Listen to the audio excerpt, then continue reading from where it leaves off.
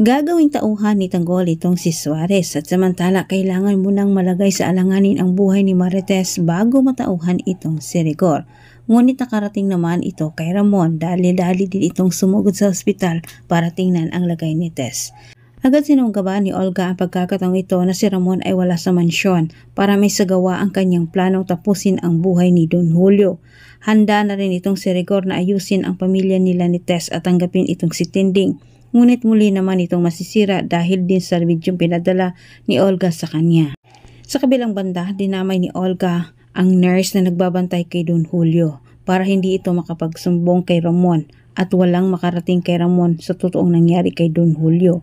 Ngunit wais itong si Don Julio na isanti niya si Olga at natunugan nito ang masamang binabalak para sa kanya. Nararamdaman naman ni Ramon sa mga oras na iyon na parang kailangan siya ni Don Julio, kaya't agad niyang ipinagliban ang pagpunta kay Marites. Pagdating ni Ramon sa mansyon, agaw pansin nito ang ingay mula sa silid ni Don Julio.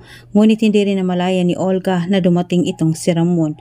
Sa pagdating ni Ramon, bumugad sa dalawa niyang mata ang ginawang pananakit ni Olga dito kay Don Julio. Nagingit-ngit sa galit itong si Ramon. Kahit sa walang pagdadalawang isip, tinira ni Ramon itong si Olga. Bumulagta pero hindi ito napuruhan.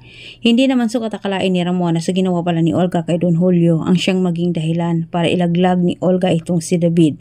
Lumabas sa bibig mismo ni Olga na matagal na umano niyang naisahan itong si Ramon. Sumagip sa isip ni Ramon ang Piking Jesus. Ngunit gustong linawin ni Ramon mula kay Olga ang pagkatao ng Piking Jesus. Ngunit sa kasamang palad, hindi na ito nakapagsalita sapagkat ito'y nalagutan na ng hininga.